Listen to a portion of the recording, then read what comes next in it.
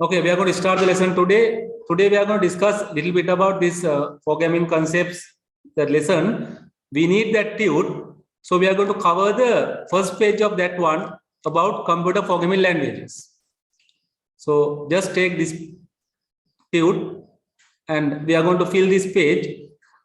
I may put away kata karana sambandha wenne. Ensa meke paleni pituwa අපි කතා කරනවා page number 1 මෙන්න මේ පැත්ත අපි කතා කරන්නේ. So we are going to discuss about the computer languages. අපි කතා කරන්නේ පරිගණක භාෂා සම්බන්ධයෙන් කතා කරන්න යන්නේ. අපි මේකේ යම් ආකාරයක සාරාංශ සටහනක් ලියන්න යන්නේ. We are going to write something about some kind of a summary note here. එනිසා මේක පරිස්සමෙන් ඉඩකට පාවිච්චිලා ලියන්න. මොකද මම මෙතන ඇතුලේ මේ ඔක්කොම ටික මේ යට සහ උඩ ඉඩ තියෙන එකට ටියුට් එකේ උඩ ටිකක් ඉඩ තියෙනවා යට ටිකක් ඉඩ තියෙනවා. මම මේ කොටස ඔක්කොම ලියන්නයි යන්නේ. ඒ නිසා තමන් පැහැදිලිව මේ ටික ලියා ගන්න ඉස්සෙල්ලා පොඩ්ඩක් අහගෙන ඊට පස්සේ ලියා ගන්න පුළුවන්. හරි? අපි සාමාන්‍යයෙන් කරන්නේ මොකද්ද මේ ටියුට් එකේ මේ යට තියෙනවනේ මේ කොලේ ඉඩ මේක බෙදා ගන්නවා කොටස් තුනකට. මේ අර ටික බෙදාන කොටස් තුනකට බෙදා ගන්න. ඒතර මේ උඩ තියෙන කොටස් තුන යට ලියන්නයි යන්නේ. උඩ තියෙන කොටස් තුනක් අය මේක බෙදාගත්ත තුනකට මේක තුනකට බෙදාගත්තා. තුන්වෙනි කොටස වැඩි ඉඩ ඕනේ නැහැ. පළවෙනි දෙකට පොඩ වැඩිපුර ඉඩ තියාගන්න තුන්වෙනි කොටස පොඩ අඩුවෙන් ඉඩ තියාගන්න. මේක තුනකට බෙදා ගන්න.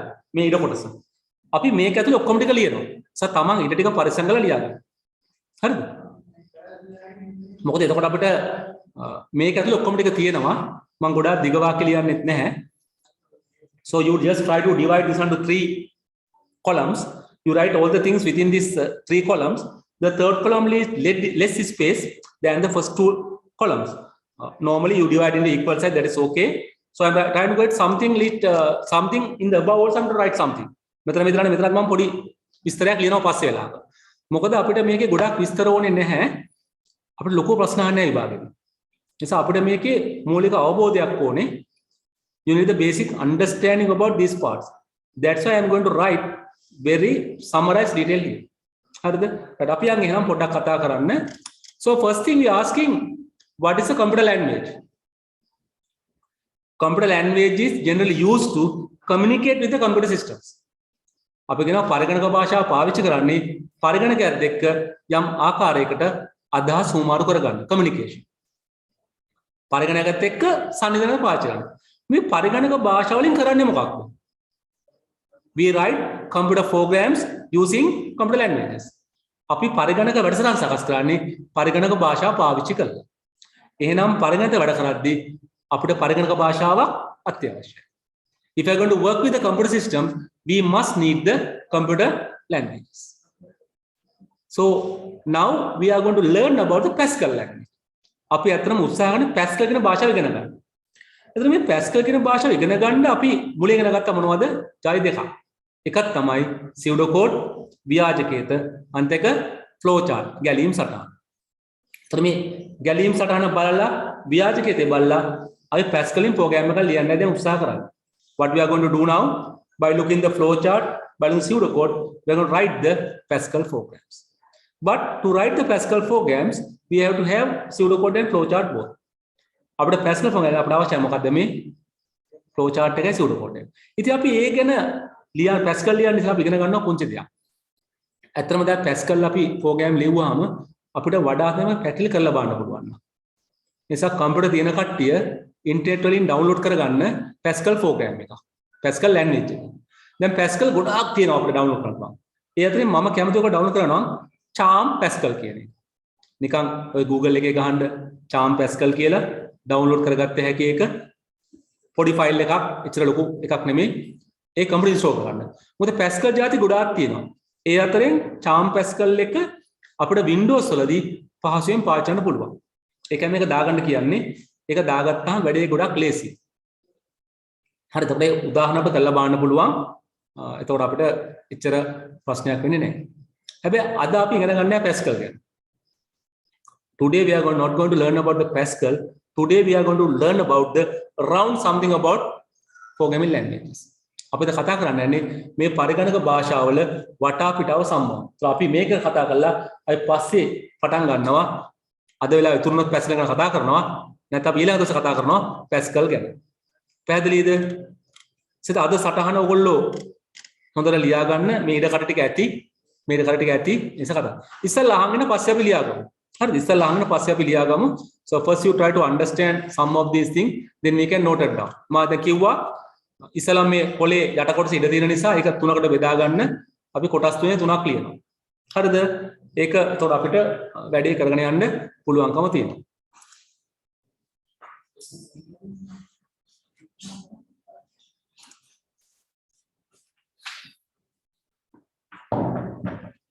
පරිගණක භාෂා.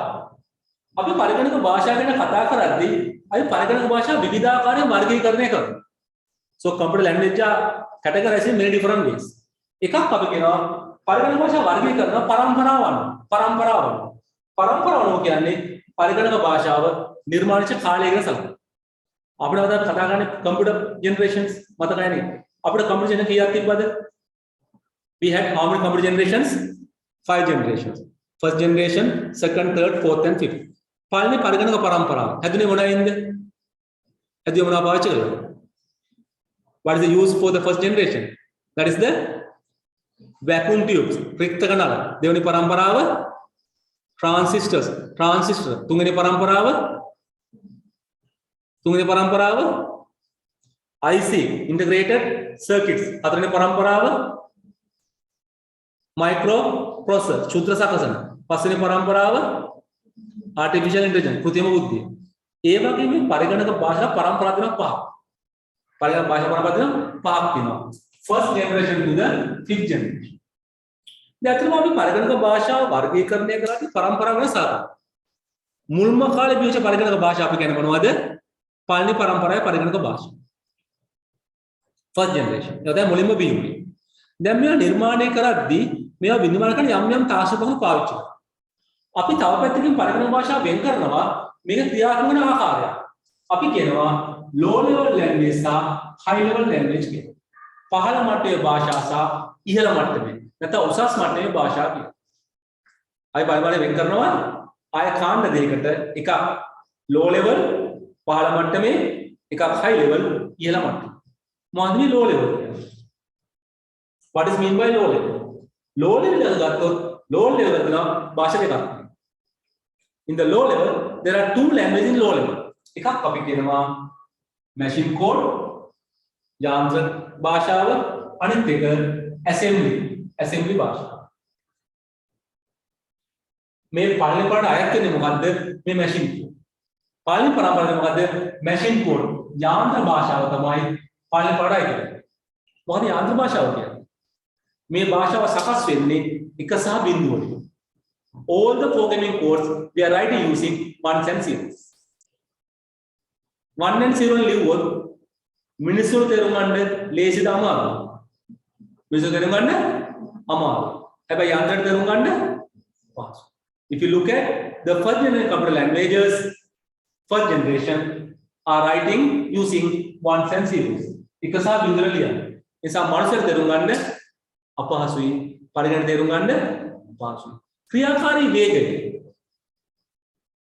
ගත්තොත් එක සහ බිංදු කෙලිම කම්පියුටර් තියෙනවා. ඒ නිසා මොකද වෙන්නේ? ක්‍රියාකාරී වේගය ඉතාමත්ම අනිත් පැත්තෙන් ගත්තොත් high level language. උසස් මට්ටමේ පරිගණක භාෂාව. It is something like English. අපි ඉංග්‍රීසි භාෂාව සමානව ලියන්නේ. ආසන්න ඒ වගේ. ඒ නිසා මේවා මිනිස්සුන්ට තේරුම් ගන්න ලේසි, පරිගණක තේරුම් ගන්න අමාරුයි. ක්‍රියාකාරී වේගය ගොඩක් ඔන්න මුලින්ම හදුවා පළවෙනි පරම්පරාවේ පරිගණක භාෂා. First they developed the first generation computer languages, that is the machine code. දැන් මේකේ ප්‍රෝග්‍රෑම් අමාරු ප්‍රෝග්‍රෑම් ලියන්න මේ සමහර මොකද දෙන්නේ යම් පොඩි සංවර්ධනයක් they may little bit improve on that one. They use something called symbolic terms are used. එයා පාවිච්චි කරා සංකේතාත්මක වචන. උදාහරණයක් වශයෙන් එකතු කරන්න ඕන නම් add කියලා ලියන්න. වැඩි කරන්න ඕන නම් මල් කියලා ලියන්න. බෙදන්න ඕන නම් div කියලා ලියන්න. They make some word, some terms, some symbolic terms are used. That language is called as assembly language. Assembly. එතකොට මේ assembly භාෂාව පරිගණකයට පහසුවෙන් තේරෙනවා.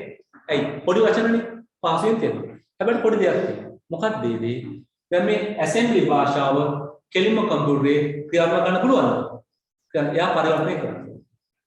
නිසා මෙයා පරිවර්තනය කරනවා machine code වලට අර assembler කියන එක පාවිච්චි කරනවා. නිසා ආයතරයක් වෙනවා පරිගණක භාෂාවල ආය වර්ග දෙකක් තියෙනවා. එකක් අපි කියනවා compilers අනිත් එක අපි කියනවා interpreters කියලා. දෙක. ඒ තව එකක් ඇතුළේ තියෙනවා මොකද්ද?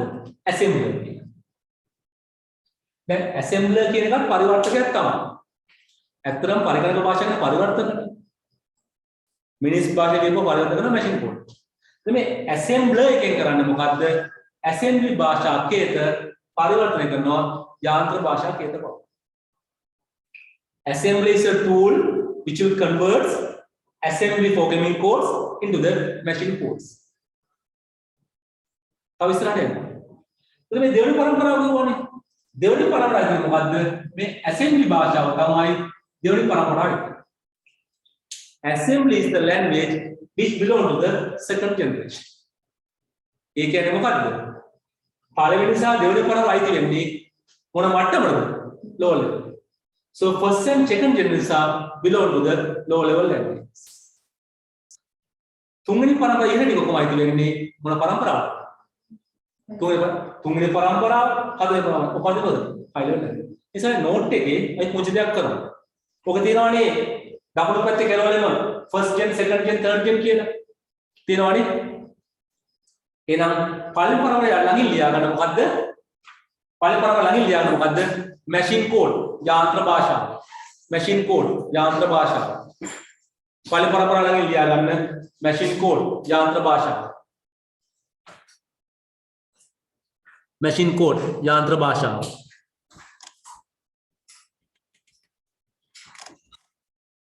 පළවෙනි පරම්පරාව ළඟින්. එතකොට දව ගන්නවා දෙවෙනි පරම්පරාව මොනවද? assembly භාෂාව, assembly language, assembly භාෂාව, assembly language, assembly language, assembly language. අර පැත්තෙන් හරිය දෙනවනේ දකුණු පැත්තේ කෙරවලෙම first generation second generation ඒ ඉස්සරහට යන්නේ හරි. හරිද? ඕනනම් මේ දෙකම සම්මත කරලා ලියන්න මොනවද? low level language පහළ මට්ටමේ භාෂාව. ඒක මේ පැත්තේ තියෙන මැද්දේ තියෙනවා ඒක. මොනතර දාලා. හරිද? මේ දෙකම දානවා මොකද්ද? low level language පහළ මට්ටමේ භාෂාව. පහළ මට්ටමේ භාෂාව. low level language. පහළ මට්ටමේ භාෂාව.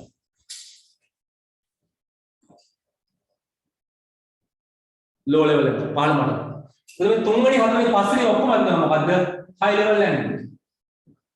ඔක්කොම high level language. ඔක්කොම high level language. ඔක්කොම high level language. උසස් මට්ටමේ නැත්නම් ඉහළ මට්ටමේ පරිගණක භාෂාව. සමහර එක උසස් සමහර එක ඉහළ කියන කමක් නැහැ මොන වචනේ පාවිච්චි කරත් it could be high level language ඉහළ මට්ටමේ උසස් මට්ටමේ පරිගණක භාෂාව. දැන් අපිට තේරෙනවා. හරි? අපි තව ඉස්සරහට යමු. දැන් අපි මේ භාෂා වර්ගීකරණය කරන්නේ විවිධාකාරයෙන්. එකක් තමයි මේ මට්ටම low level high. අපි දැන් කියනවා low level වෙනස්කම්. low level භාෂා පරිගණකයට පහසුවෙන් තේරෙනවා. අපිට පහසුවෙන් තේරෙන්නේ නැහැ. high level භාෂා අපිට පහසුවෙන් දෙනවා. පරිගණක පහසුවෙන් තේරෙන්නේ නැහැ. low level භාෂා පරිගණකයේ වඩා වේගවත්ව ක්‍රියාත්මක වෙනවා. high level language වේගින් ක්‍රියාත්මක වෙන්නේ නැහැ. ක්‍රියාත්මක වෙයි කියන්නේ.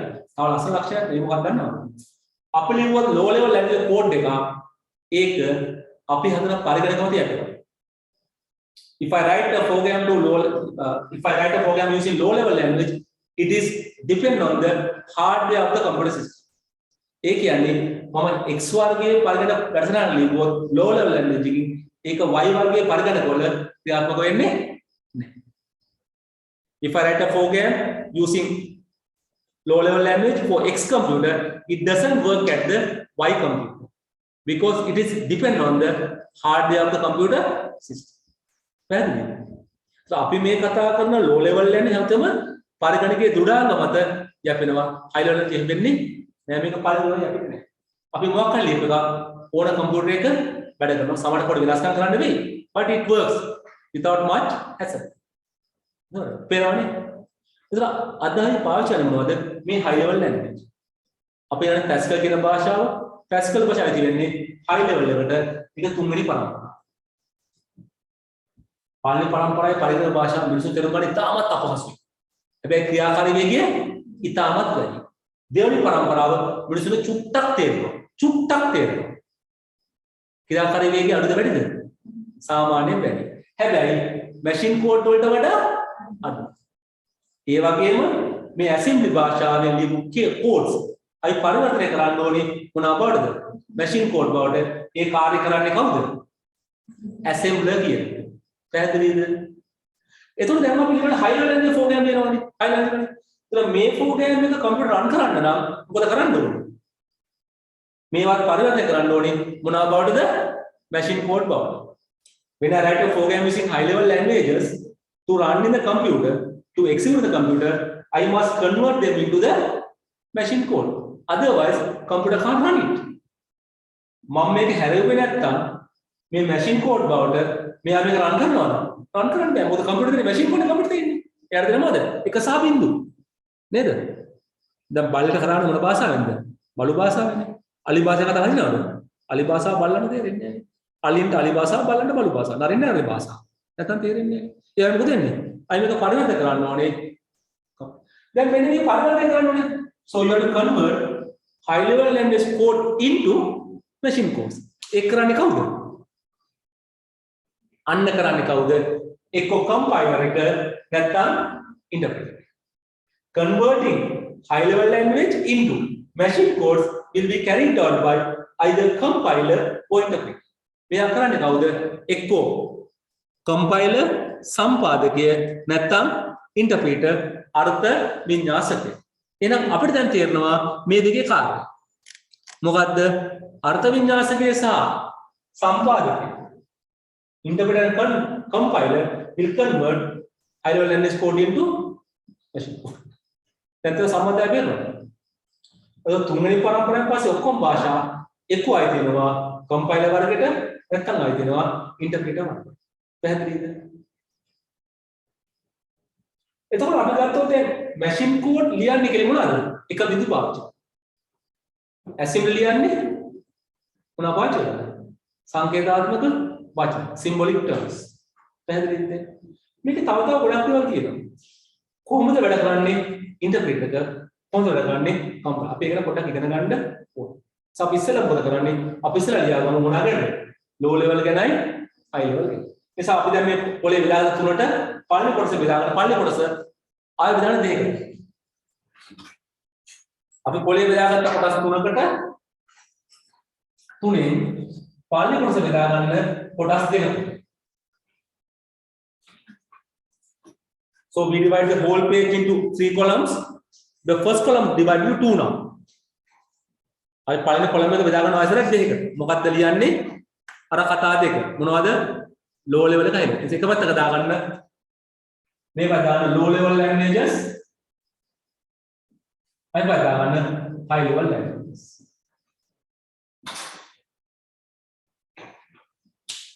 ඒක පැත්තක දාගන්න low level නැත්නම් high.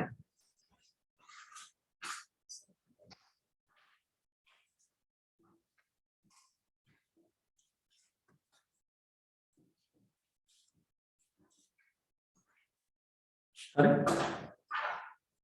කොටස් තුනෙන් පළවෙනි කොටස දෙකට බෙදා ගන්න. හරි. ඔය දැන් මෙතන ලියව විස්තරයක් කරන පොඩි විස්තරයක් සංසන්දනය ලියන්නේ low level languages. පහළ මට්ටමේ භාෂා. high level language ඊළඟ මට්ටමේ භාෂා. මධ්‍ය පැත්ත ලියන්නේ හරි. මේ පැත්තේ point form ලියා ගන්න low level. පරිගණකයට තේරුම් ගැනීමට පහසුය. පරිගණකයට තේරුම් ගැනීමට පහසුය.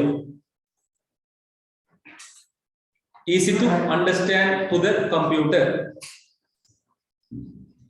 Easy to understand to the computer.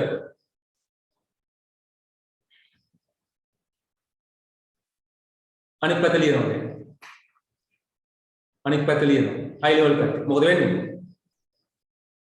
පරිගණකයට තේරුම් ගැනීමට අපහසුය. Difficult to understand to the computer. Difficult to understand to the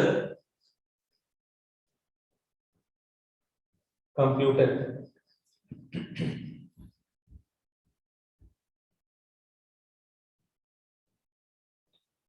low level පැත්ත ලියනවා. මිනිසාට තේරුම් ගැනීමට අපහසුය. මිනිසාට තේරුම් ගැනීමට අපහසුය. difficult to understand to the human. difficult to understand to the human. අනෙක් පැත්ත ලියනවා. මිනිසාට තේරුම් ගැනීමට පහසුය. මිනිසාට තේරුම් ගැනීමට පහසුය.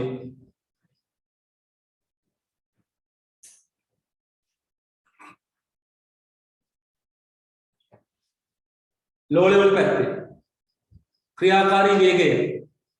ක්‍රියාකාරී වේගය අඩුද වැඩිද? low level පැත්තේ ක්‍රියාකාරී වේගය වැඩි. ක්‍රියාකාරී වේගය වැඩි. execution speed is high. execution speed is high. ක්‍රියාකාරී වේගය වැඩි. execution speed is high.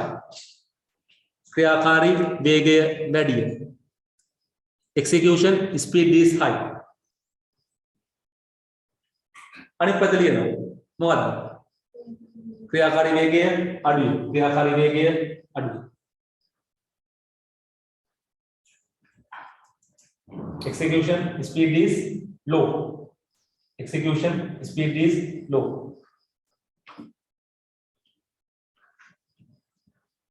වැදගත්ම කාරණා දැන් තියෙනවා. මේ මොකක්ද කරනවද? හැමසම low level language එක පරිගණක දුරාංග මත යටට. නලියා ගන්න. පරිගණක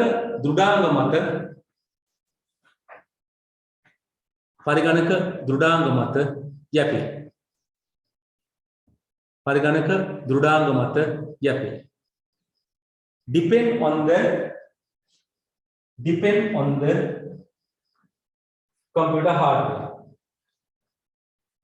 depend on the computer hardware.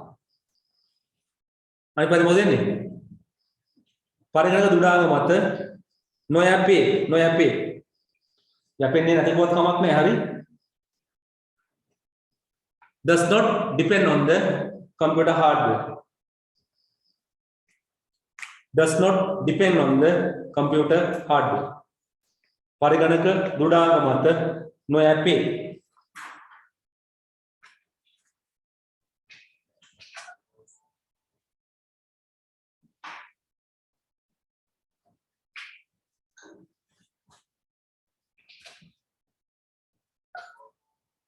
පැහැදිලිද ඔය ටික දැන්?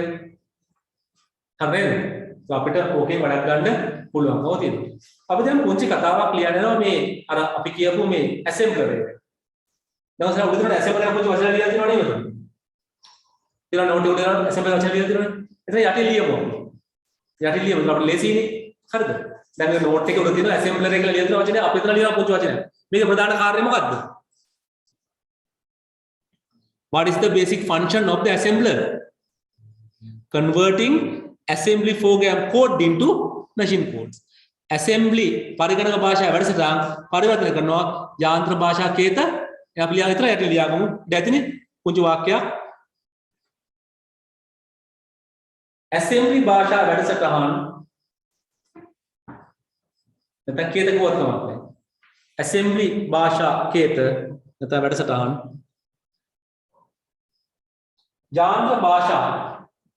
යාන්ත්‍ර භාෂා කේතරි වැඩසටහන බවට පරිවර්තනය කරයි.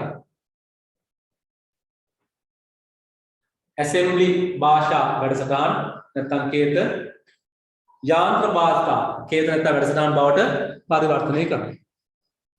ඒක තමයි assembly එකේ වැඩ. assembly කියන්නේ භාෂාව, assembler කියන්නේ පරිවර්තකය. assembly is the language, assembler is the translator, converter. It converts assembly code into machine code. අපි ඉංග්‍රීසියෙන් ලියාගමු. converts translate කරත් කමක් නැහැ. converts කරත් කමක් නැහැ. වඩා හොඳයි converts කියලා. converts assembly language converts assembly language program code කියලා දාලා තමයි program code into machine codes. Into machine codes. Converts assembly language code into machine codes. අපි කරන්නේ ඒකේ මොකද්ද? assembly භාෂා කේන්ද්‍ර එක හරවනවා machine code බව. මොකද කම්පියුටරේ ක්‍රියාත්මක වෙන මොනවද? machine code. ඒකයි වැදගත් වෙන්නේ කතාව. ඒ නිසා අපිට ඔය කතාව පොඩ්ඩක් තේරෙන්න ඕනේ මේ කොහොමද වැඩේ සිද්ධ වෙන්නේ කියලා. ඉතින් වැදගත් ඔය කතාව. මොකද පරිගණක අපි වැඩසටහන ලියද්දී අපි ඉස්සරව ලියුවේ මොනවද? මේ machine code වල. මම දැන් නම් කවුරුත් machine code පාවිච්චි කරන්නේ නැතුව ඇති. මොකද ඒක ඉගෙන ගන්න අමාරුයි, පාවිච්චි කරන්න අමාරුයි, තේරුම් ගන්න අමාරුයි. මතක තියාගන්න මේ මිනිස්සු. හැබැයි මේක තමයි පරිගණකයට තේරෙන්නේ. මොකද පරිගණක පාවිච්චි කරන්නේ on and off signal වලින්නේ. මේකේ තියෙනවා එක සහ බිඳු.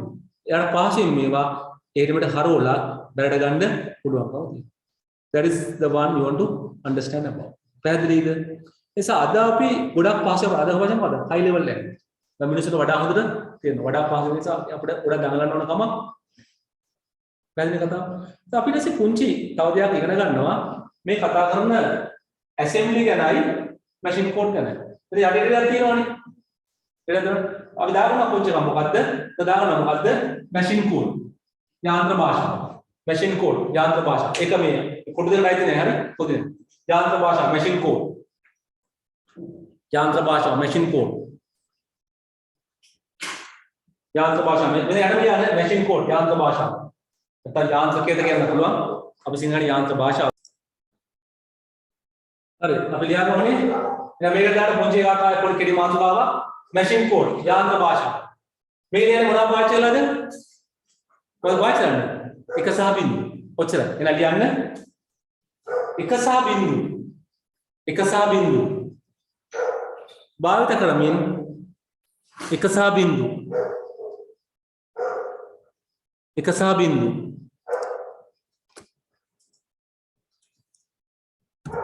එක සහ බිංදු.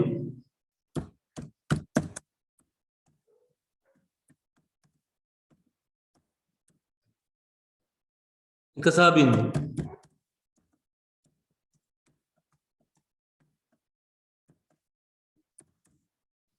එක සහ බිංදු. භාවිත කරමින් වැඩසටහන සකස් කරා. එක සහ බිංදු. භාවිත කරමින් වැඩසටහන් සකස් කරා. अब इसे लिया हम create programs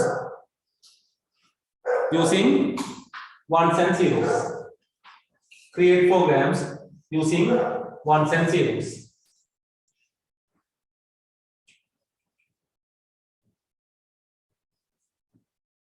හරිනේ? එතකොට මේක දැන් වේගවත්. හරිද? ඒ කෙලින්ම තේරෙනවනේ.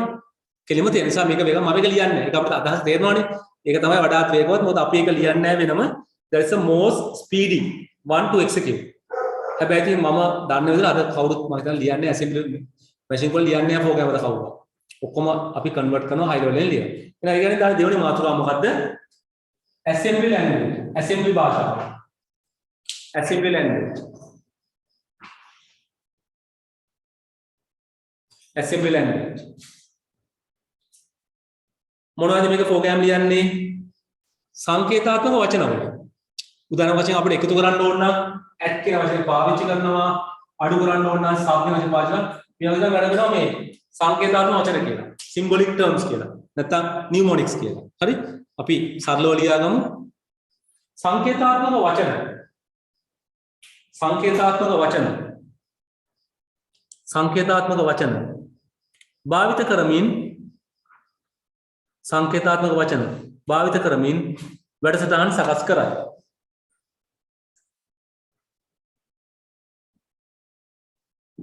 සංකේතාත්මක වචන භාවිත කරමින් වැඩසටහන් සකස් කරයි. තව පෙළ ලියන්න ඕන අපි මේක ලියලා ගියමු නේද?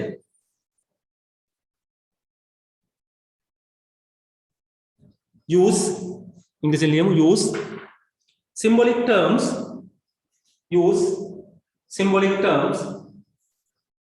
to write programs. Use symbolic terms to write programs. දැක්කම අපි දන්නවා මේකේ වැඩසටහන මෙතන පරිවර්තන කරන්න ඕනේ. ඒකට මොකද පාවිච්චි කරන්නේ?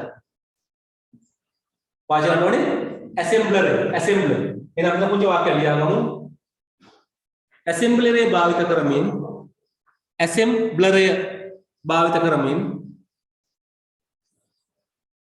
වැඩසටහන්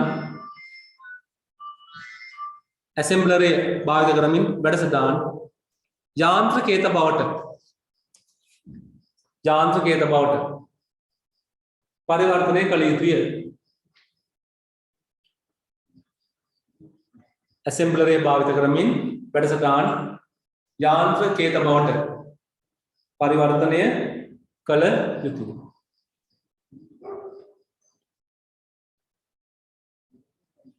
එච්චරයි වගේ හරි. අපි ඉංග්‍රීසියෙන් ලියාගමු. need to convert the programs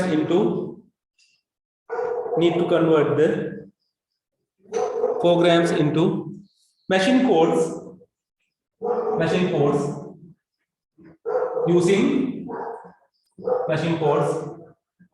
using assembler.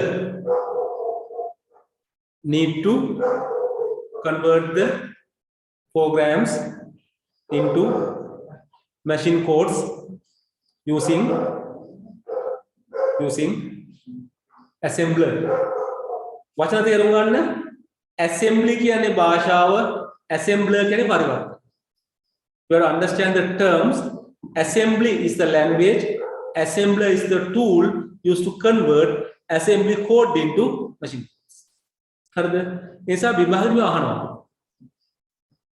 ගොඩාක් ළමයින්ට මේ වචන අමතක කරනවා. වචන පැටලෙනවා. එතන මොකද වෙන්නේ? උත්තරේ වරද. සමහරට වාක්‍ය දෙකක් දීලා අහනවා මේ වාක්‍ය නිවැරදි වන්නේ මොකක්ද? නැත්නම් පහත වාක්‍ය වල නිවැරදි වන්නේ මොකක්ද? ඒතර අපිට මේ වචන අපහැදිලි වුණොත් නේද? අපිට කියනවා assembly පාවිච්චි කරලා assembler program එක convert කරනවා කියලා. එතන මොකද වෙන්නේ? වැඩේ වැරදි. assembly කියන්නේ භාෂාව, assembly පරිවර්තන. ඒ නිසා අපිට මොකද තේරුම් ගන්න පුළුවන්. සමහරට ආනව assembly කියන්නේ තුන්වෙනි පරම්පරාවේ පරිගණක භාෂාව. අපිට මේ අහලා තියෙනවා ප්‍රශ්න. ළමයි ඉතින් ගහනවා හරි කියලා ගන්න. ඒ නිසා පරිස්සම්. මම මේක සාරාංශකට උතර දුන්නේ එකපාරට. මොකද ඒ සාරාංශය බැලුවාම අපිට අවශ්‍ය තේරුම් ගන්න පුළුවන්. නැත්නම් මට දිග පිටු ගානක් ලියන්න පුළුවන් මේක.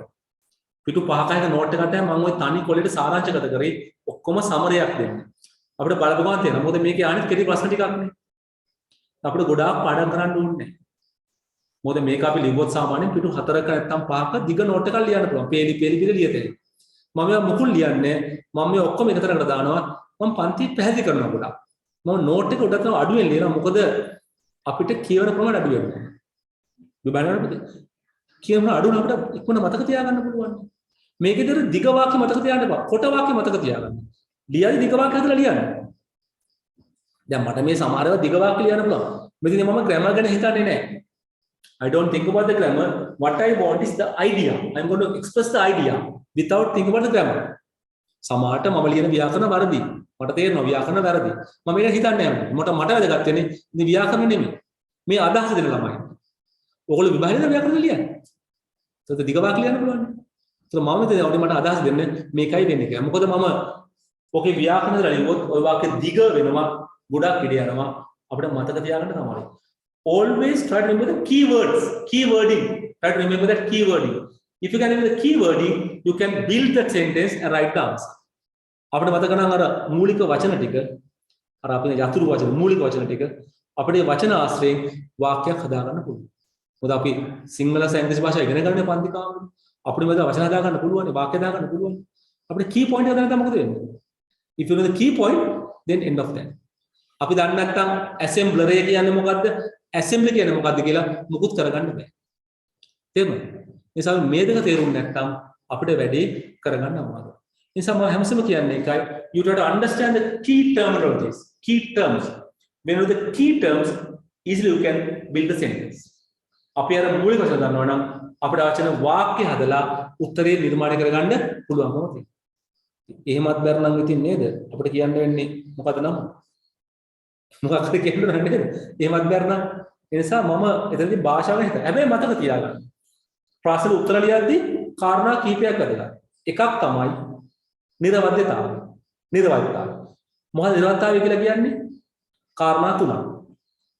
අක්ෂර වින්‍යාසය, ව්‍යාකරණය, අන්තර්ගතය. When think about the answers, the first point I am thinking about accuracy. What are kind of accuracies? Spelling, grammar, content. තුනම වැදගත්. ඔයගොල්ලෝ විභාගයේදී වාක්‍යයක් ලියද්දී වාක්‍යයේ ව්‍යාකරණය හරියන්න ඕනේ, අක්ෂර හරියන්න. නැත්නම් වැරදි. හැබැයි අපි කෙටි කරාම ඕක අවශ්‍ය නැහැ නේ. අපි point form ලියනවා නම් ව්‍යාකරණය බලපාන්නේ නැහැ. පේනවද? අපේ අර vi තුයි කලින් එහෙම ලියන්නේ නැහැ නේ. ඒත් අපිට එහෙම ගන්න ඕනේ නැහැ. නේද?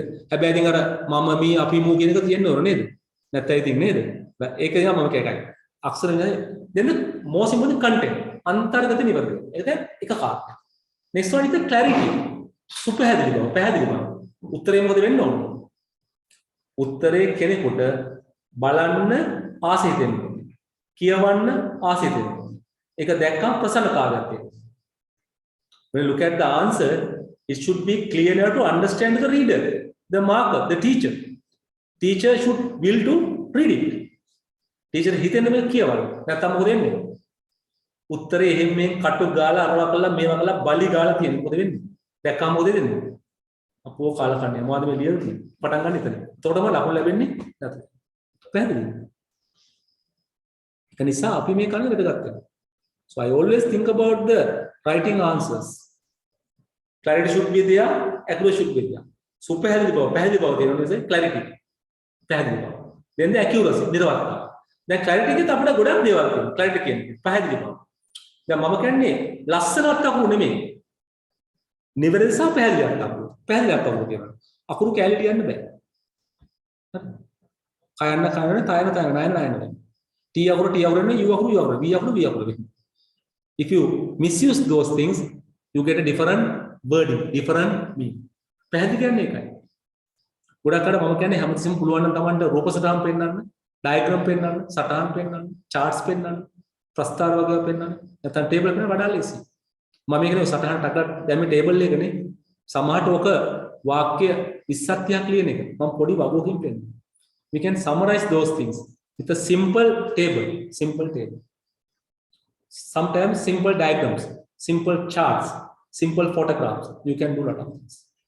ඉතින් සමන්ට පුළුවන් නම් මේවා යම් කිසි ආකාරයකින් කොට කරන්න, කෙටි කරන්න, සමරයිස් කරන්න, සාරසගත කරන්න අපිට ගොඩක් ලියන්න පුළුවන්. ඒකයි මම කියන්නේ ගොඩක් උත්සාහ කරන්න පුළුවන් තරම මේක වගු වලට දාගන්න. රූප සටහන් වලට දාගන්න. charts වලට, ප්‍රස්තාර වලට දාගන්න. graphics රූප වලට දාගන්න. ඒතර අපිට මේක වඩා හොඳ මාසම් කරනවා. ඒ නිසා ලෝකෙද කතා කරන ගොඩක් තාක්ෂණ උපක්‍රම. සමහරවල් ඔයගොල්ලෝ අහලා තියෙන්නේ mind map කියලා නේ. mind map. මානස සිතුවම් කියලා. මානස සිතුවම්. mind map. අපි ඔක්කොම map කරන රූප සටහන්. අපිට ඉක්මනින් මතක තියාගන්න පුළුවන්. ඉක්මනට. මොන මම කියන්නේ මගේ මොලේ තියෙන පුංචි රූප තියෙනවා. මම රූප ඇදලා ගන්න විස්තර කරනවා. I get some of these maps, some of these graphs, some of these charts, some of these images, then I explain it. මොකද භාෂාවට පුළුවන්. අපිට මූලික දේ මතක් වුණා නම් අපිට ඕක ගැන ඕන තරම් දේවල් කියන්න පුළුවන් කරේ. But think how well you can get these things. How fast you can get these things. අපිට කොච්චර හොඳට මේවා ගන්න බෑ. කොච්චර වෙන් ගන්න. ඒක අපිට මේවා කරලා පුරුදු වෙන්න. මම මේක මේ පොචි තැන් වල දාන්නේ අපිට මේක වඩා පහසුවෙන් කරගන්න පුළුවන්. පැහැදිලි? අපි යන් ඉස්සරහට පොඩ්ඩක් කියනවා. So now we are going to discuss about the compilers and interpreters.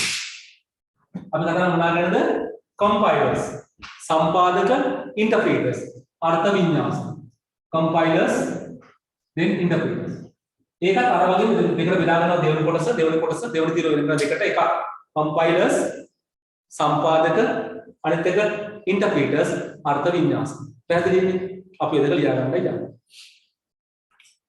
දෙවෙනි කොටස බෙදා ගත්තා කොටස් දෙකකට. One is the compiler, other interpreter. අපි දැන් දන්නවා මේ ගැන නේ. දන්නවා මේක. ඇත්තටම මේ දෙකෙන්ම කරන්නේ මොකද්ද? high level programming language එක convert කරනවා machine code බවට. So what these both are doing, converting high level programming language code into machine. දැන් මේ දෙකම කාර්ය එකයි. සිද්ධ වෙන්නේ කොහොමද? ඒක වැදගත් වෙනවා. compiler සම්පාදක. එයා මොකද කරන්නේ? අහලා තිනවද? මොකද කරන්නේ? එයා මොකද කරන්නේ? මුළු ප්‍රෝග්‍රෑම් එකම අරගෙන එකපාර පරිවර්තනය කරනවා පරිගණකයේ ක්‍රියාත්මක වන පැටර්නක් බව. what the compiler will do, it take the whole coding and convert them into a single machine executable object code. මේ ක්‍රියාව වෙන්නේ මෙහෙමයි. තේරුම් ගන්න මේ රූප සටහන අපිට දෙනවා මෙන්න අපි කියනවා මොකද්ද? source program. ප්‍රභවකේ source code. ප්‍රභවකේ. එයා මේ coding ටික අරගන්නවා අර කරන පුංචි ක්‍රියාවලිය අපි ඒ ක්‍රියාවලිය කියනවා compiling කියන. සම්පාදනය. මේ කරන්නේ කවුද? compiler එක. All program codes will be taken by the compiler. Compiler will convert these things, compile these things into a single object code, which can execute in the machine. I mean, ප්‍රභවකයේ සම්පූර්ණ ප්‍රභවකයේම මේ සම්පාදකය අරගෙන සම්පාදනය කියන ක්‍රියාවලිය හරහා පත් කරනවා මොකක් බවටද? වස්තුකේතයක් බවට. මෙන්න මේක අපිට පරිගණකයේ ක්‍රියාත්මක කරන්න පුළුවන්. The object code can be run in the computer. අපිට මේක කම්පියුටරේ ක්‍රියාත්මක කරන්න පුළුවන්. දැන් වඩා හොඳද නැද්ද? වඩා හොඳයි. අනිත් පැත්තෙන් බලන්න ඉන්ටර්ප්‍රිටර් එක. අර්ථ වින්‍යාසය මොකද කරන්නේ? එයා මොකද කරන්නේ? ප්‍රෝග්‍රෑම් එක අරගෙන ප්‍රෝග්‍රෑම් එක පේලියෙන් පේලිය ක්‍රියාත්මක කරනවා. එයා මොකද කරන්නේ? ප්‍රෝග්‍රෑම් එක පේලියෙන් කරනවා. වඩා වේගෙන් ක්‍රියාත්මක කරන වැද්දේ කම්පයිලිං එකවද ඉන්ටර්ප්‍රිටිං එකද? ක්‍රියාකාරී වේගය වැඩි වෙන වැත්තේ ඉන්ටර්ප්‍රිටර් වලද කම්පයිලර් වලද? වඩා වැඩි වෙන්නේ කම්පයිලර්. ඇයි? දැන් එයා තියෙන්නේම මොන මූඩ් එකේද? මැෂින් එකට තේරුම් ගන්න පුළුවන් මූඩ් එකේ ඉස්සරහ එක්කුණේ ක්‍රියාත්මක. මෙයාගේ ක්‍රියාකාරී වේගය වැඩි. පැහැදිලිද? So now if you compare these two, compiler will get the source code and convert into an machine executable format. So this runs faster. Execute speed වැඩි. මේකේ වේගය ක්‍රියාකාරී වේගය වැඩි. හැබැයි ඉන්ටර්ප්‍රිටර් එකේදී මේ ක්‍රියාකාරී වේගය අඩුයි. මොකද මෙයා පේලියෙන් පේලිය ක්‍රියාත්මක කරන්න ඕනේ. මෙයා මොකද කරන්න ඕනේ? පේලිය. අනිත් පැත්තෙන් ගත්තාම දැන් අපි මේ කම්පයිලර් එකේ මේක ඔබ්ජෙක්ට් කෝඩ් කරලානේ තියෙන්නේ. ඒ නිසා මේ ප්‍රෝග්‍රෑම් එක රන් කරද්දී කම්පයිලර් එක තියෙන්න ඕන වෙද නැති වෙද? තියෙන එක අනිවාර්ය නැද්ද? තියෙන්න ඕනද කම්පයිලර් එක? කම්පයිලර් එක ඕනේ නැහැ. ඇයි? එයා දැන් ඉන්නේ මැෂින් එකේ ක්‍රියාත්මක කරපුවා විතර. ඒ නිසා අපිට කම්පයිලර් කොහොමද කරන්නේ? Once you compile, you do not want the compiler to run the program because it is in the machine executable format. You don't want the compiler. හැබැයි ඉන්ටර්ප්‍රිටර් එකේදී ඒක වෙන්නේ නැහැ. ඇයි? ප්‍රෝග්‍රෑම් එක පේලියෙන් පේලිය පරිවර්තනය කර කර ක්‍රියාත්මක වෙන්නේ. ඒ නිසා මොකද වෙන්නේ? එයාට අනිවාර්යයෙන්ම ඉන්ටර්ප්‍රිටර් එක එයා ක්‍රියාකාරී වේගය පැහැදිලිද? දැන් ප්‍රෝග්‍රෑම් එකක් ගත්තොත් අපි වෙන ප්‍රෝග්‍රෑම් එක තියෙනවා වැරදි වර්ග තියෙනවා. Normally if you get a program, the program can have many different type of errors. මොනවද ප්‍රෝග්‍රෑම් එක තියෙනවා වැරදි? මම වාක්‍යයක් කියනවා. බලන්න මේ වාක්‍යේ වැරද්දක් තියෙනවද කියලා. සුනිල් ගැහැණු ළමයෙකි. Sunil is a girl. Sunil is a girl. Sunil ගැහැණු ළමයෙකි. මොකද මේක වැරද්ද? මේක වැරද්දක් තියෙනවද? වැරද්දක් තියෙනවද? තියෙනවා. මොකද වැරද්ද? හා? මම ලියනවා වාක්‍යයක් මම යමි ගෙදරට. වැරද්දක් තියෙනවද? මම යමි ගෙදරට. වැරද්දක් තියෙනවද? මොකද වැරද්ද? හා? හා? දැන් මොකද උනේ? කෙනෙක් ට්‍රාන්ස්ලේට් කළා වාක්‍යයක්. I go home කියලා. I go home. I go home translate කරන්නේ කොහොමද? I මම go යමි ගෙදර home. ඉතින් වැරද්දක් නැහැ. හා? හා? වැරද්දක් තියෙනවද? දැන් පළවෙනි වාක්‍යේ වැරද්ද මොකද්ද? සුනිල් ගැහැණු ළමයෙකි. මොකද වැරද්ද? කමක් නැහැ. සුමුදු ගැහැණු ළමයෙකි. සුමුදු ගැහැණු. සුමුදු is a girl. මේක වැරද්දක් තියෙනවද? සුමුදු ගෑනු ළමයි. වැරද්දක් තියෙනවද? තියෙනවා. වැරද්දක් නැහැ. වැරද්දක් නැහැ. ඇයි? නැත්නම් සුමුදු පිරිමි ළමයි. වැරද්දක් තියෙනවද? නැහැ. ඒත් නැහැ. සුමුදු පිරිමි ළමයිකි වැරද්දක් නැහැ. සුමුදු ගැහැණු ළමයිකි වැරද්දක් නැහැ. ඇයි එහෙම වෙන්නේ කොහොමද?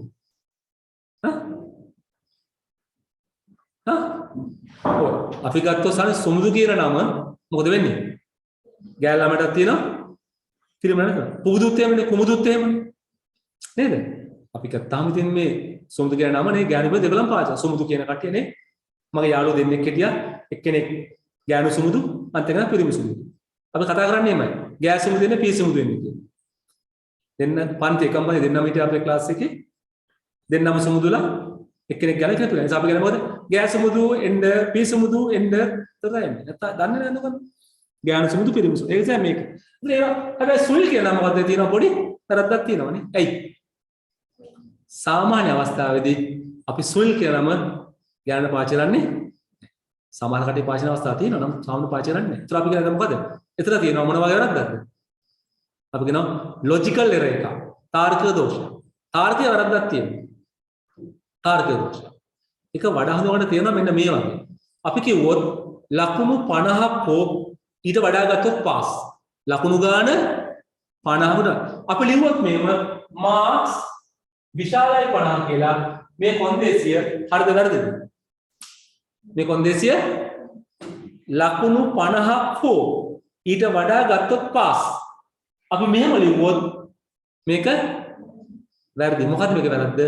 තාර්කික දෝෂයක් තියෙනවා. දැන් අපි ලියනවා නේද? if අපි if කියලා ලියලා then කියලා ලියනවානේ. හැබැයි මේක තියෙනවා තාර්කික දෝෂය. තාර්කික දෝෂයක් තියෙනවා. පේනවද? එතකොට මේ සුනිල් ගැහලා මේ කියන මොකද මේක තියෙන තාර්කික දෝෂයක්. it is called as logical error. program එක තියෙන පුළුවන් වැරදි වර්ග තුනක්. එකක් අපි කියනවා මුල් මේක අපි කියන්නේ මුල් මේක අපි කියනවා මොකද්ද? syntax error. කාරක රීති දෝෂ. syntax error. කාරක දෝෂ. අපි ඇත්තම කියන්නේ මොකද්ද? සාමාන්‍ය භාෂාවෙන් කියන්නේ ව්‍යාකරණ දෝෂ. අක්ෂර වින්‍යාස ව්‍යාකරණ දෝෂ. මෙන්න මේ වාක්‍ය. මම ගෙදර යන්නේ. නේද? අපි ඔක ඉංග්‍රීසියෙන් ලිව්වොත් හරි. සිංහලෙන් ලිව්වොත් දැන් ඔක මෙහෙමනේ. දැන් මම ගෙදර යම් කියන එක ඉංග්‍රීසියෙන් ලිව්වොත් මම ගෙදර යන්නේ. මම ගෙදර යන්නේ. I home go. නේද? I home go को ගෙදර සිංහල වලට තින්නේ. ඉංග්‍රීසි වලට නේද? ඒක වාක්‍ය වල. අපි මේවට කියනවා syntax errors කියලා. මෙන්න මේ දෙකේදී මේ syntax error ක්‍රියාත්මක වෙන්නේ දෙවිදියට. logical errors දෙකේදීම හම්බ වෙන්නේ නැහැ. logical errors මොකද කරන්නේ? එයා අපිට වැරදි උත්තරයක් දෙයි. මේක නිසා මොකද වෙන්නේ? ලකුණු 50ක් ගත්ත ළමයා පාස් වෙනවද? පාස් වෙන්නේ. එයා ෆේල් කරනවා. හැබැයි අපි කියලා දෙන්නේ මොකද්ද? 50ක් හෝ ඊට වඩා වැඩියෙන් ගත්තොත් pass. Whatever condition is, if any student marks 50 or more marks, they get pass. But what we wrote is not matching with that. අපි ලියපු එකක් වෙන්නේ. එතන තියෙන මොකද්ද? තාර්කික දෝෂය. තාර්කික දෝෂය නිසා වැඩසටහනේ වෙන්නේ මොකද්ද? අපි ලැබෙන උත්තරේ පිළිතුර වැරදි. Logical errors generate wrong answers. හැබැයි syntax error වුණොත් ඔය විභාගයට ලිව්වොත් මම යමි ගෙදර කියලා මොකද කරන්නේ? මාක් කරගෙන මොකද කරන්නේ? මම මේ ගෙදර ගොත් ගෙදරම යන්න කියලා කපල බින්දුවක් දාන්න. නේද? ගෙදරම ඉන්නවා. ඇයි? ඒ වාක්‍යයේ ව්‍යාකරණ ගන්න. syntax error කියන්නේ ඒ වගේ. You are making mistakes on the grammar and spelling. අය වැරදි කරන මොකද්ද? grammar and spelling.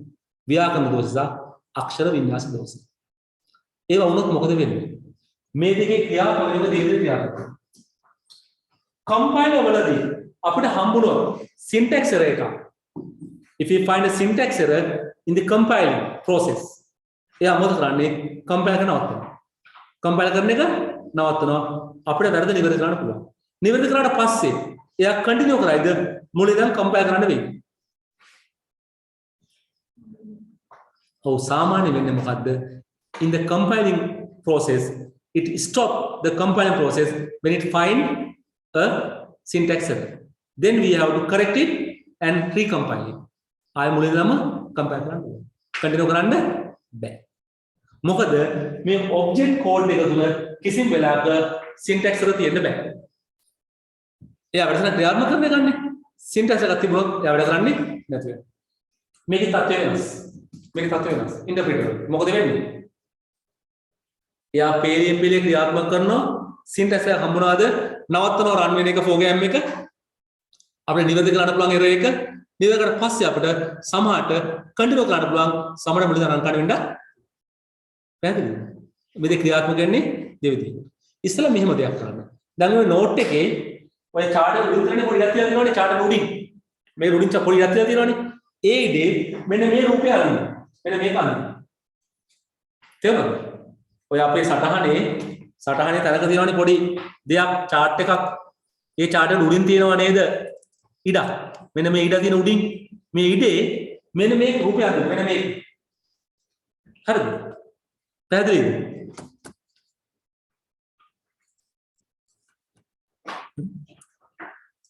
පැහැදිලිනේ? chart එක උඩින් එනකන් මොකද්ද මේක? source code ප්‍රභවකේත source code ප්‍රභවකේත source codes ප්‍රභවකේත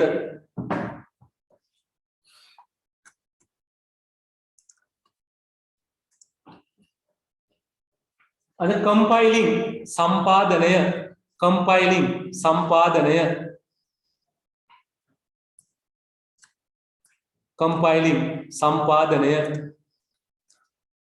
ඒ කරන්නේ කවුද?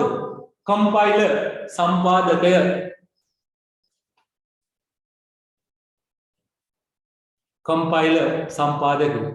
අපි ලැබෙන්නේ මොනවද? object code වස්තු කේතය object code වස්තු කේතය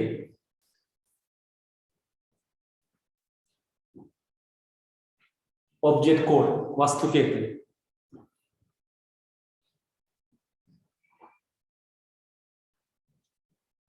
object code වස්තු කේතය හරි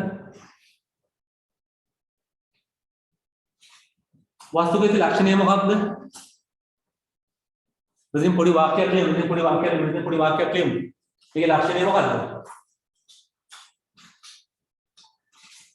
හරි ප්‍රොෆෙසර් ආයි බලන්න හොඳට නේ මේක source codes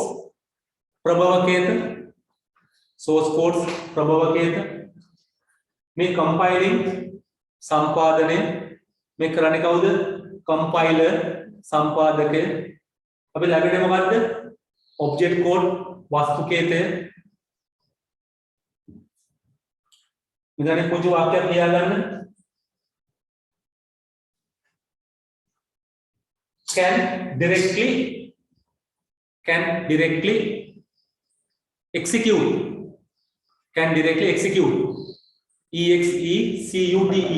execute can directly execute on the computer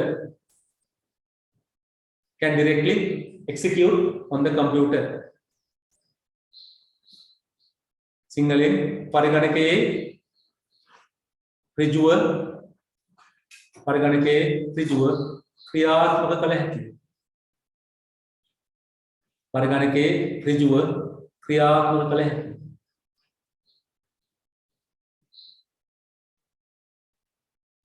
පැහැදිලිනේ? හරිද? මේ තමයි compiling process. ඉතින් ඕකේ අපේ විභාග ප්‍රශ්න අහලා තියෙනවා. අපිට ඕක ගැන අදහස තියෙනවා. ඉතින් මම මේ ඔක්කොම සමරයිස් කරලා දෙන්නේ Tamanට විභාගෙදී මේක ඉක්මනට හොයා ගන්න පුළුවන්. නැත්නම් මේක දිග වාක්‍යන ලියන්න හැකි ඡේද 3-4ක් ලියතේ. It is not required because normally they ask basically some MCQ questions and some short answer questions. සමහරට ආන්නේ MCQ වලට සමහරට කෙටි පිළිතුරු බලාපොරොත්තු. කොට මේකද දිග ලියන්න ඕනේ. If you can understand this process by a diagram, it is easy to understand. එහෙනම් අපිට මේක තේරුම් ගන්න පුළුවන් නම් මේක සටහනකින් අපිට හරි ලේසි. ඔකට මම කියවනේ මගේ මොලේ හැමසෙම තියෙන්නේ මේ වගේ පුංචි රූපසකා. ඒතර මට ඕනලාක මේවා අදලා කතා කරන්න පුළුවන්. හරි? right.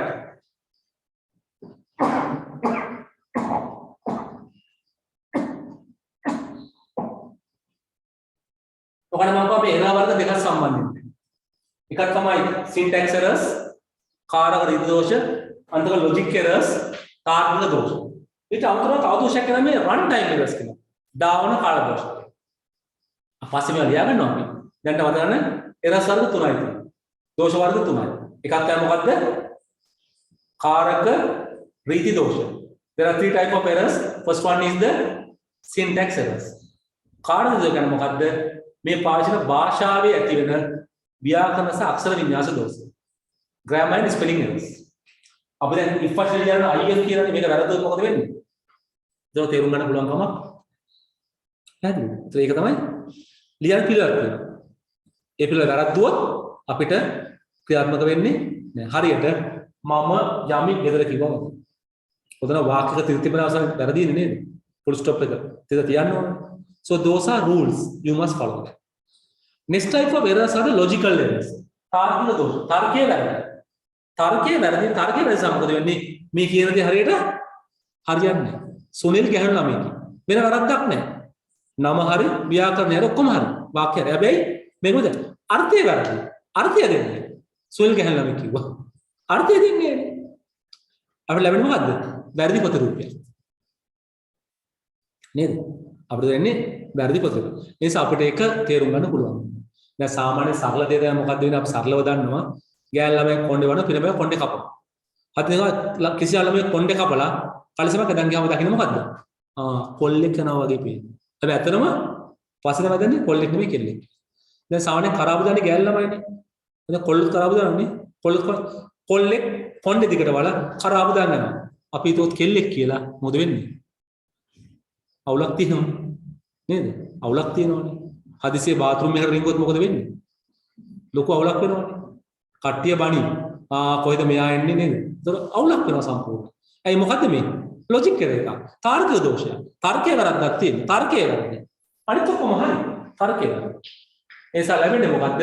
වැරදි පිළිතුරක් ලැබෙනවා. ඒ නිසා අපි එතනදී බලාපොරොත්තු වෙනවා මේ තාර්කික දෝෂ තේරුම් ගන්න. ඒක මෙයාට තේරෙන්නේ නැහැ. මෙයාට තේරෙන්නේ නැහැ. මෙයාට තේරෙන්නේ නැහැ. නේද? දැන් කොල්ලෙක් කරාබු දෙකක් දාලා කොණ්ඩේ දිගට වවලා රින්ගුවත් ගාන බාත්රූම් එකකට කටිය දකින්නද මොකද කියන්නේ? දකින්නේ ඇයි? කොණ්ඩෙත් වවලා කරාබු දෙකුත් දාලා තේරුම් ගන්න බෑ. ඒතර වැරද්ද වෙන්නේ පස්සේ. So logical errors are something like that. It find the error when it give the output. ප්‍රතිදානය මොකද වෙන්නේ? වැරදි. අන්න අපිට තේරෙනවා. Third one is the runtime errors. දාවන කාල දෝෂ. බැටසන ක්‍රියාත්මක වෙද්දී අපි දාන දත්තයක් නිසා හරි වෙන හේතුවක් නිසා හරි වැරද්දක් සිදු වෙනවා. උදාහරණ වශයෙන් අපෙන් අහනවා how old are you කියලා. වයස කීයද කියලා. අපි ඉලක්කමෙන් ටයිප් කරනවා 16 years කියලා. අපිට අයකොත් ඉලක්කමෙන් එයා බාරගන්නේ නැද්ද? එයා බාරගන්නවා. අපි අකුරෙන් ටයිප් කරනවා 16 years කියලා. SI claim කියලා. එයා බාරගන්නේ නැද්ද? අන්න අවුලක් වෙනවනේ. ප්‍රෝග්‍රෑම් එක බලාපොරොත්තු වෙන්නේ මොනවද? ඉලක්කම්. අපි දාන්නේ මොනවද? අකුරු. අන්න වැරද්දක් වෙනවා. those are called as the runtime errors. දාවන කාල දෝෂ. දාවනයේ වෙද්දී ප්‍රශ්නයක් ඇති වෙනවා.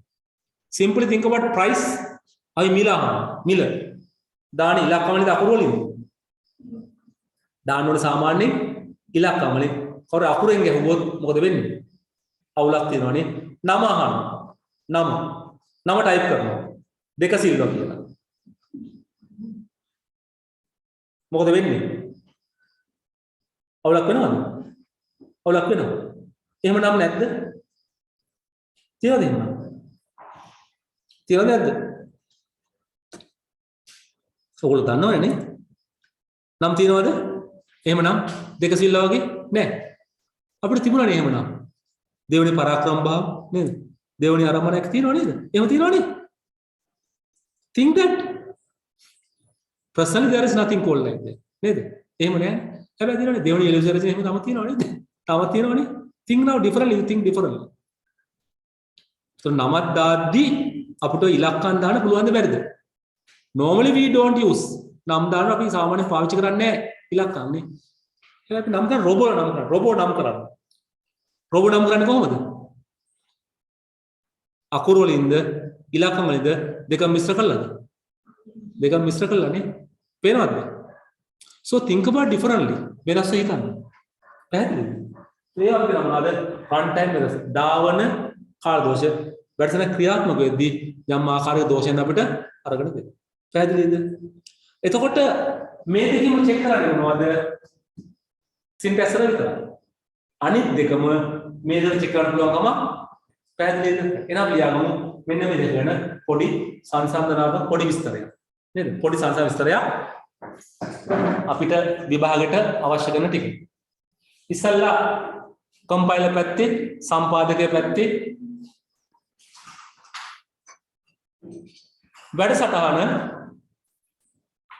වැඩසටහන වලද දාගන්න ප්‍රභවකේතය කියලා ප්‍රභවකේත කියලා වැඩසටහන ප්‍රභවකේත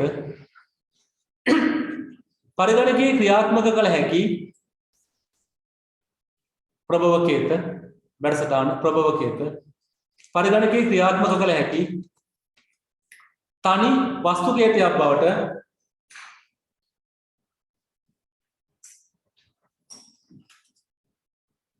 පරිගණකයේ ක්‍රියාත්මක කර හැකි තනි වස්තුකේතයක් බවට පරිවර්තනය කරයි.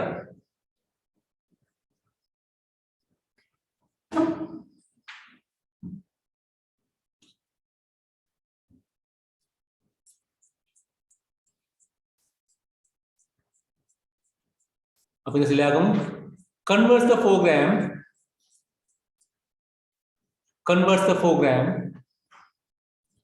what has the source codes into a single machine executable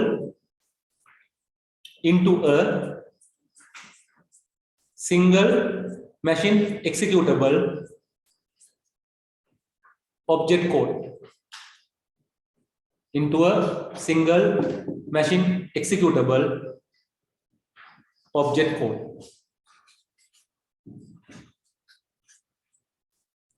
අනිත් පැත්තේ නේද? සම්පාදකයේ පැත්තේ ඉන්ටර්ප්‍රීටර්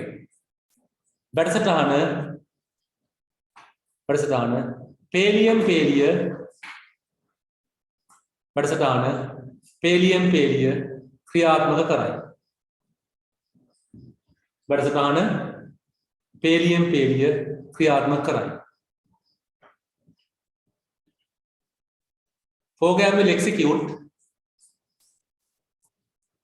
program will execute line by line.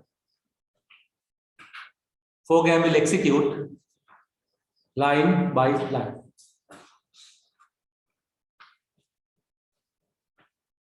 වේගය මොකද හිතෙන්නේ? කම්පයිලර් පැත්තේ ක්‍රියාකාරී වේගය අඩුද වැඩිද? වැඩි. ක්‍රියාකාරී වේගය වැඩි.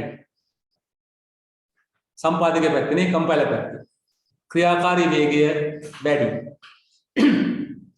execution speed is high. ක්‍රියාකාරී වේගය වැඩි. execution speed is high. අනිත් පැත්තේ දන්නවනේ ක්‍රියාකාරී වේගය අඩුයි. execution speed is low.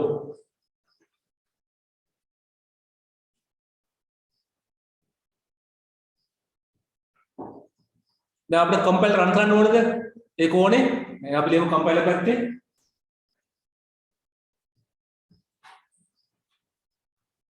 අපි මේ පැත්තේ ලියමු නේද? වස්තුකේතයේ ක්‍රියාත්මක වීම සඳහා සම්පාදකය වස්තුකේතයේ ක්‍රියාත්මක වීම සඳහා සම්පාදකය පරිගණකයේ පැවතීම අවශ්‍ය නොවේ. වස්තුකේතයේ ක්‍රියාත්මක වීම සඳහා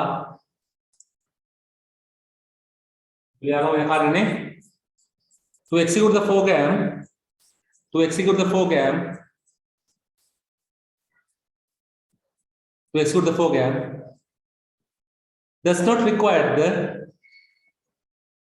does not require the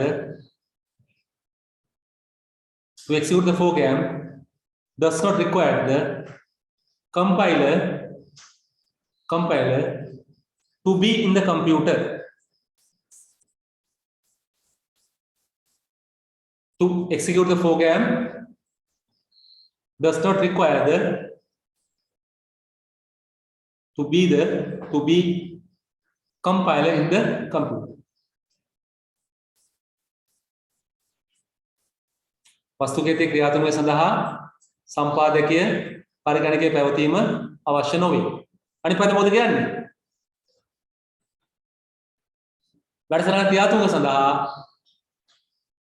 වැඩසටහන ක්‍රියාත්මක වීම සඳහා අර්ථ වින්‍යාසකය වැඩසටහන ක්‍රියාත්මක සඳහා අර්ථ වින්‍යාසකය පරිගණකයේ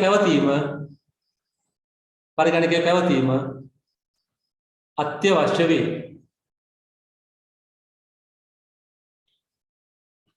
වැඩසටහන ක්‍රියාත්මක වීම සඳහා අර්ථ වින්‍යාසකය පරිගණකයේ පැවතීම අත්‍යවශ්‍ය වේ.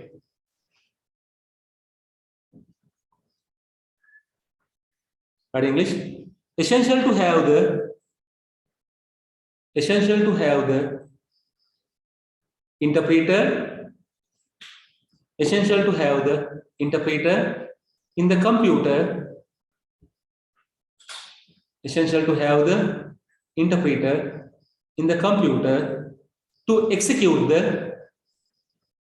to execute the program. පැහැදිලිද ඔය ටික? අපි ඊළඟ කාරණේට අර කියන errors කරනේ දෝෂ ගැන.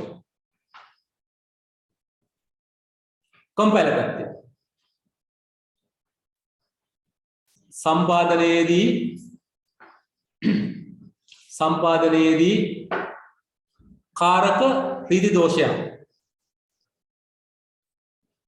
සම්පාදනයේදී කාරක රීති දෝෂයක් හමු වුවහොත් සම්පාදනයේදී කාරක රීති දෝෂයක් හමු වුවහොත් සම්පාදනය නතර කරන අතර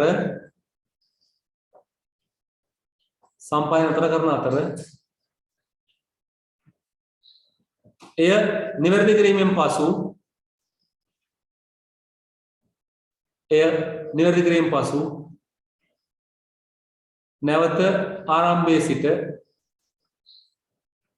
නැවත ආරම්භයේ සිට සම්පාදනය කළ යුතුය.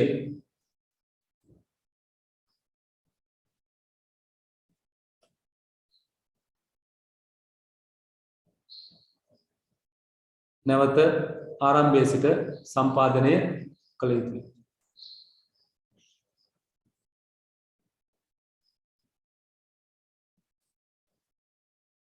අපි ඉංග්‍රීසි ලියාගමු. when a syntax error is found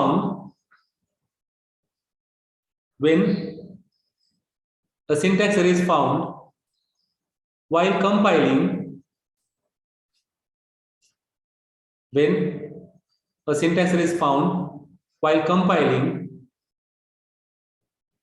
the compile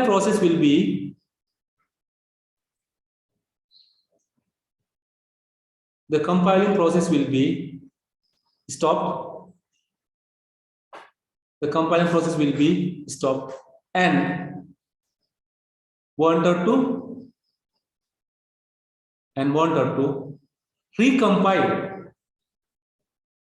And wanted to recompile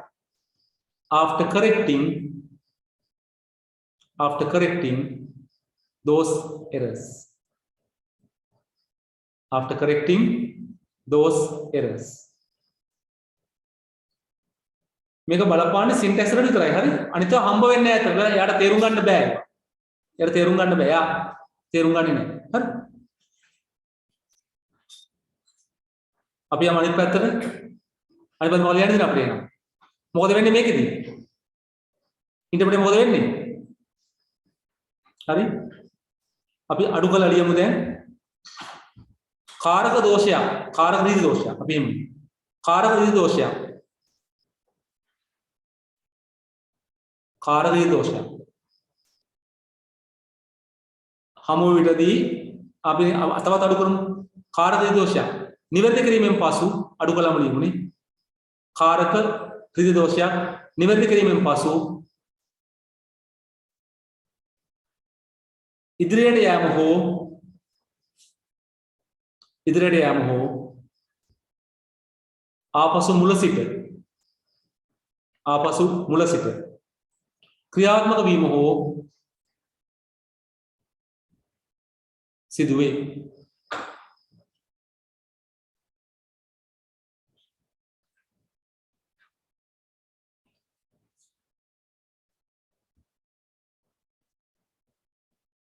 ඉදිරියට යාම හෝ ආපසු මුල සිට ක්‍රියාත්මක වීම හෝ සිදුවේ. ඒක වැඩසටහන වර්ගය අනුව හරි අපිට කියන්නේ මොකක්ද සිද්ධ වෙන්නේ දෙකම වෙන්න පුළුවන්. සමහර ඉස්සරහට සමහර යනවා. උදාහරණයක් අපි දැන් ගත්තොත් ඔක දැන් ලූප් එකක් නම් ලූප් එකක් වගේ එකක් අවුල් වුණොත් කන්ටිනියු කරන්න බෑනේ. නේද? අපි ඒක දන්නවනේ දැන්. අපි දැන් ලූප් එක දන්නවනේ. මම මේකයි මේක පස්සට දැන් උගන්වන්නේ. මොකද අපිට සමහර වචන දැන් තේරෙනවනේ. අපිට ලූප් ගාම තේරෙනවා, කොන්දිස් ගාම තේරෙනවනේ. නැත්නම් අපි මේක මුලින් පටන් ගන්නකොට තේරෙන්නේ නැහැ එකපාරට. මම මේකයි ඔක පිටුවේ මුල තිබ්බට නෝට් එකේ අගට ගත්තා. දැන් සමහර ළමයි අහනවා සර් මේක මෙතන තිබුණා ඇයි මේක කරේ නැත්තේ කියලා. ඒලයි කරන්න බෑනේ. මොකද අපි දන්නවා හොද්දට ලුණු දානනේ ඉව්වට පස්සේනේ ලුණු ඕන වුණාම ලුණු වලට තමයි දාන්නේ පස්සේනේ. සමහර කෑම හදද්දී පස්සේනේ අපි සමහර ඒවා දාන්නේ නේද? ඒ වගේ මේකත් ඒකයි. අපි පස්සට ගත්තේ ඒකයි. හරි? Okay, we write in English. When syntax errors are corrected, when syntax syntax when syntax errors are corrected, the program can be continued. The program can be continued or may start from the beginning. Or may start from the beginning.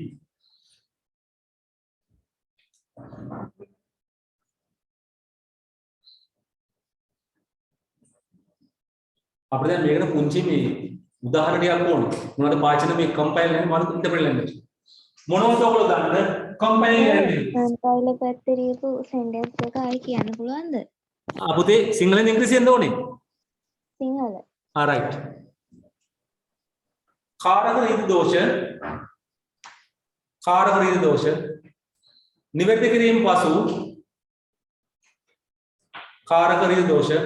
නිවැරදි කිරීම පසු වැඩසටහන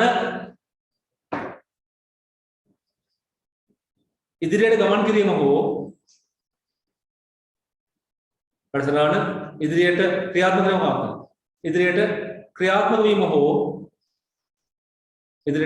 වීම හෝ නැවත මුල සිට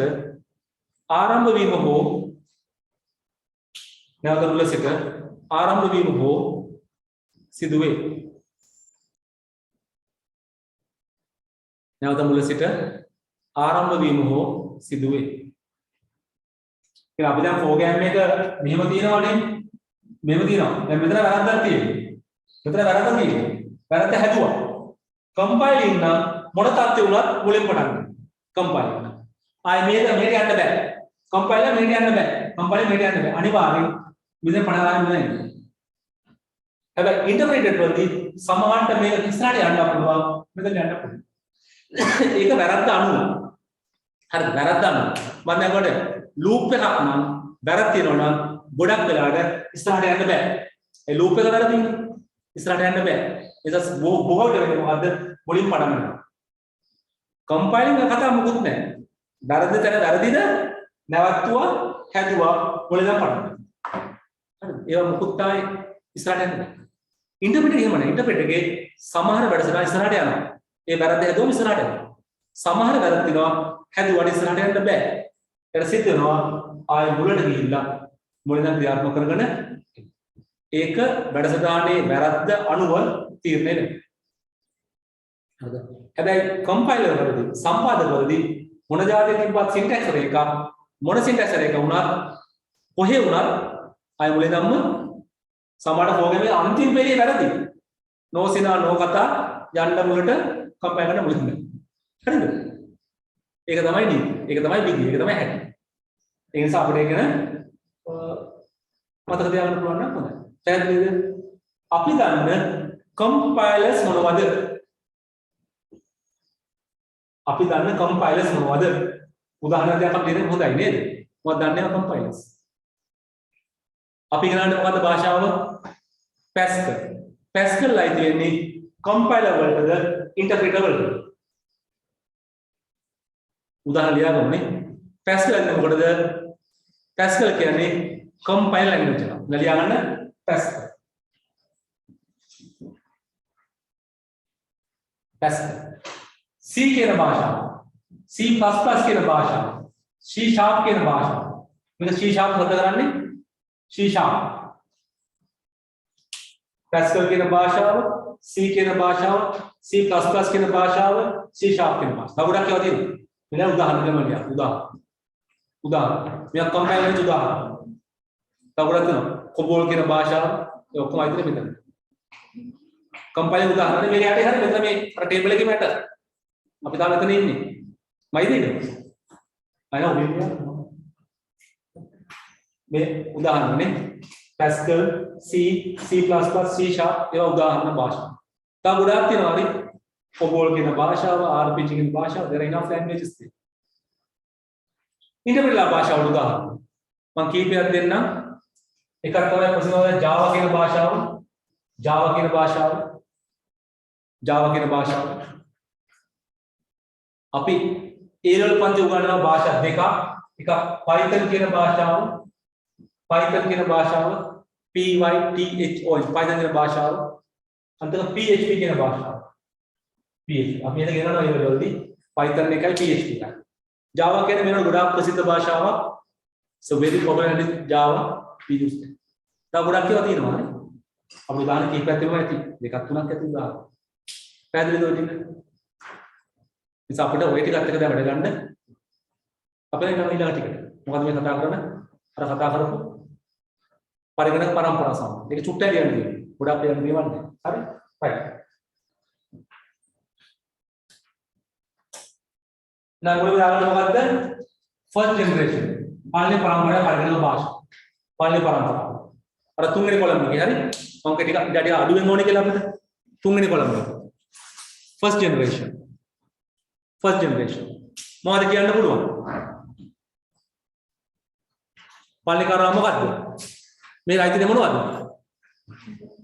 machine code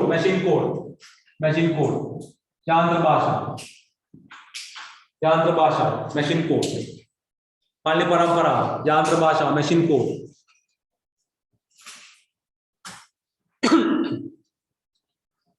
නේද?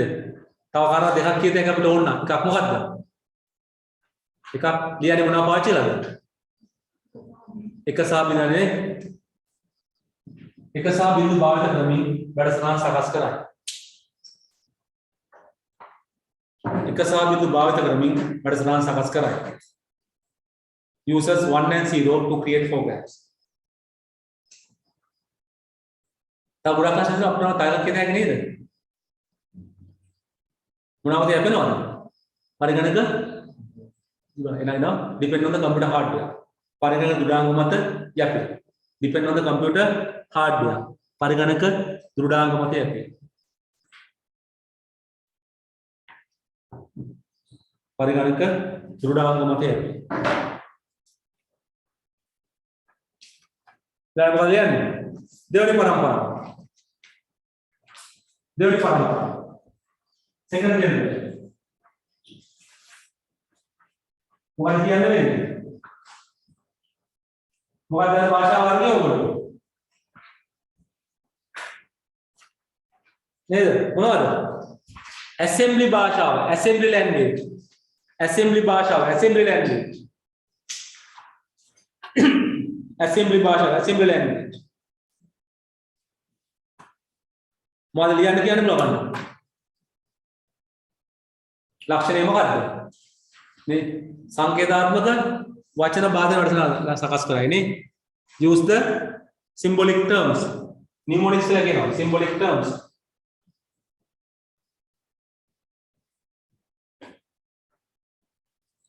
තවත් එකක් මොකද වෙන්නේ? මොනවද යපෙනවද? දුඩාංගමද යපෙනවනේ. එකක් ගියතයක් නේ. පරිගා දුඩාංගම මත යපේ.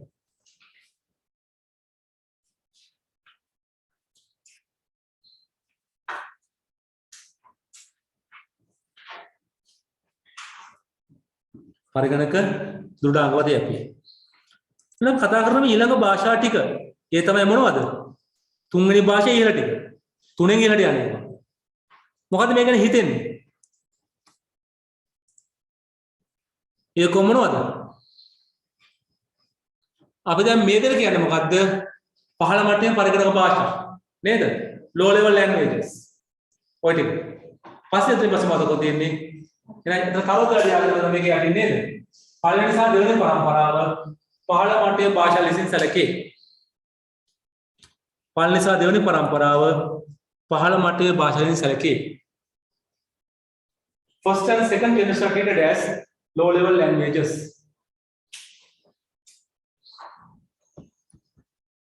Low level languages.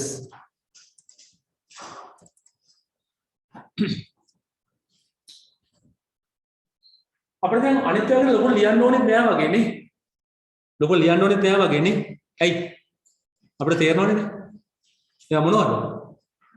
මිනිස්සුන්ට වඩා අපහසු, මිනිස්සුන්ට තේරෙන, පරිගණක තේරෙන්නේ නැති, පයට අපහසු ඒවා. හරිද? මම ඒක ලියන්න යමුකෝ. දැන් වැඩි තේරෙනවනේ. තේරෙනවනේ. මොකද අපි සමහර ඒවා ඉගෙන ගත්තාම එක පැත්තක් අනිත් පැත්ත අපි දන්නවා.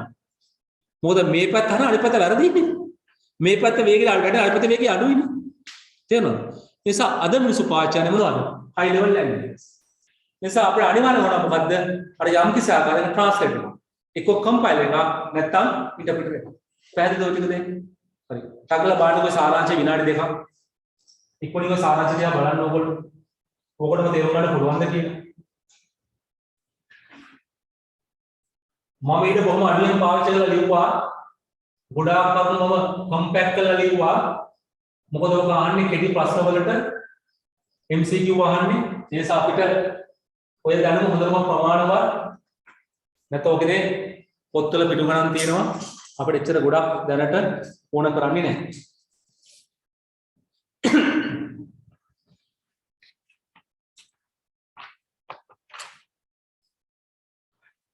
ඇත්තටම අපි සාමාන්‍යයෙන් කතා කරොත් මේ තුන්වෙනි පරම්පරාවේ පළවෙනි භාෂාව පැස්කල් කියන්නේ අයිතිනේ කොහෙද? තුන්වෙනි පරම්පරාව. පැස්කල් තුන්වෙනි පරම්පරාව මොකද නිර්මාණය 1970 කාලේ වඩ මම කිව්වනේ. ඉස්සර නිර්මාණය ඒ නිසා ඒක අද තුන්වෙනි පරම්පරාව. ඒත් හතරවෙනි පරම්පරාවේ පරිගණක භාෂාවේ visual languages අපිට අර visually පේනියම හදන්නේ. visual interface graphic රූප තියෙනවා. පස්වෙනි පරම්පරාවේ භාෂා කියන්නේ අතරම අපිට intelligent languages නැත්නම් කිසියම් ආකාරයක බුද්ධිමත් භාෂා. එතකොට ඒ වගේ තියෙන අපිට single line එක පේලියයි තියෙන්නේ. ඒ වඩා පාවිච්චිය පහසුයි. ඒ නිසා අපි එච්චර ගැඹුරට ඉගෙන ගන්නේ නැහැ දැනට. අපිට ඕනේ සරල අදහසක් විතරයි. හරි? දැන් මේවා දියුණු වෙනවා සංවර්ධනය වෙනවා. සමහරක් ඒවා එක එක තැනවල අයිති වෙන්නේ.